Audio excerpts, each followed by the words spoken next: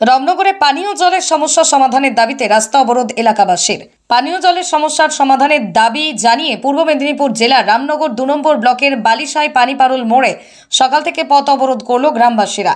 আন্দোলনকারীরা হুমকি দেয়, জলের সমস্যা না মিটলেই পথ অবরোধ চলতে থাকবে। এই ঘটনায় কিছুক্ষণের জন্য রাস্তা অবরোধ হয়ে যায়, যান চলাচল ব্যাহত হয়। ঘটনাস্থলে এসে পরিস্থিতি নিয়ন্ত্রণে আনে রামনগর থানার পুলিশ। বড় রাঙ্কুয়া কাটাবাড়ি উভয় গ্রামের বাসিন্দারা 1 বছর ধরেই পিএইচই দপ্তরের সরবরাহের কলের জল পাচ্ছিল, কিন্তু 1 বছর ধরে প্রায় 10 থেকে 12টি নলকূপে আর জল আসে না বলে অভিযোগ। আরও অভিযোগ, এই নিয়ে প্রত্যেকটি প্রতিষ্ঠানে অভিযোগ জানিয়েও ফল পায়নি তারা। কিছুদিন ধরেই বড় রাঙ্গুয়া গ্রামীণ হাসপাতালের ভিতর থেকে জল পেলেও সেটাও তারা এখন পাচ্ছেন না। জলের সমস্যা যাতে মেটে তাই তারা আজ পথে নেমেছেন।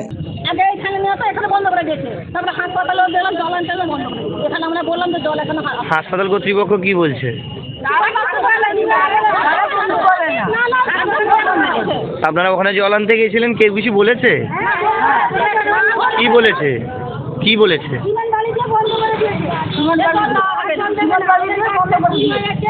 সিমেন্ট বালিতে বন্ধ করে দেয়।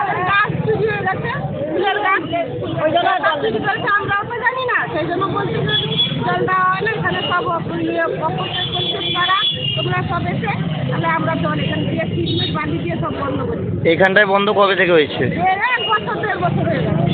জল কোত্থেকে নিচ্ছে?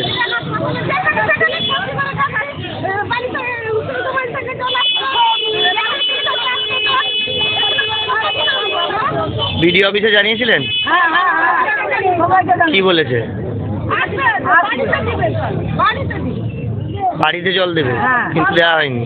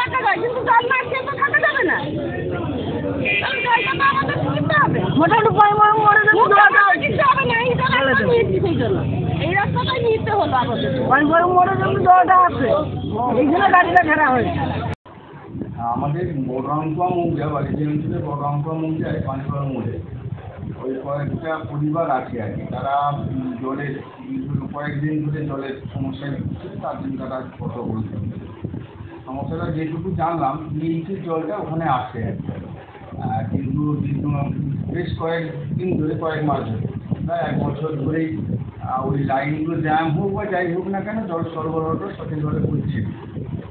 আজকে জানতে পেরে আমি আমাদের প্রশাসনের যে থানা থেকেও এসেছিল তারা, আর আমার সঙ্গেও কথা হয়েছে, পিএইচির ইঞ্জিনিয়ার আসিস্ট্যান্ট ইঞ্জিনিয়ার সঙ্গে আমি কথা বলেছি। তারা আজকে আসবে, কাজটা দেখার সমস্যাগুলো হয়েছে দেখবেন, আর দেখার পরে সমস্যার সমাধান আমি মনে করি আজকের মধ্যে সমস্যার সমাধানটা কিছুটা এগিয়ে যেতে পারবো।